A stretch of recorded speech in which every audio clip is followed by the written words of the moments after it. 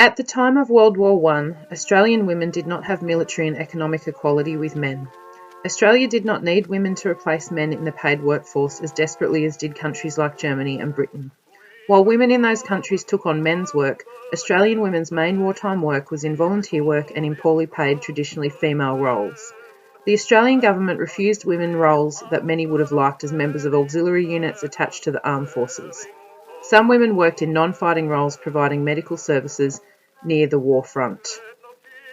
Lady Helen Munro Ferguson, wife of the Governor-General, helped form the Australian branch of the British Red Cross Society. She became its first president. The organisation's patriotic focus and links with the social elite attracted many middle-class women and significant donations from groups such as the Australian Jockey Club. Women attended working bees where, over the period of the war, they produced thousands of items of clothing for the soldiers abroad.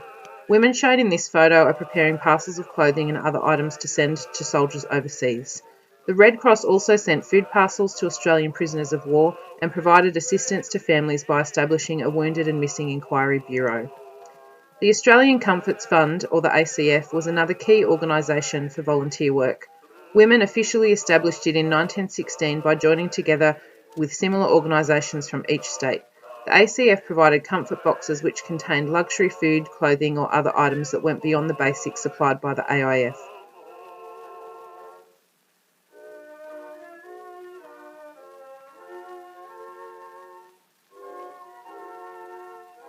The job of recruitment during World War I also fell to women.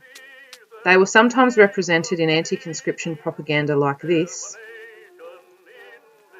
but were often used in these types of posters to convince women that having their husbands, sons, fathers and brothers enlist in the war effort was the right thing to do. These types of posters were aimed at both men and women and often contained dramatic language and strong imagery to evoke an emotional response.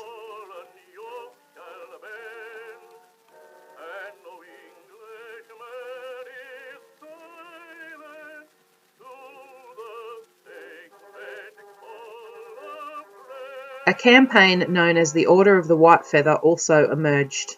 Young women would give men who had not enlisted to fight a white feather as a symbol of their cowardice. Starting in England, the campaign was designed to shame young men into enlisting. This idea quickly gained popularity in Australia too. With men away fighting, women's participation in the paid workforce also increased significantly during World War I. Women were often restricted to work that was traditionally considered to be women's work. This photo from 1918 shows women sewing uniforms at the Commonwealth Clothing Factory in Melbourne. Women also started to campaign to be part of the military forces, although the Defence Department refused to take these women seriously. However, some women took temporary jobs in the police force, in farming, in factories and in small businesses.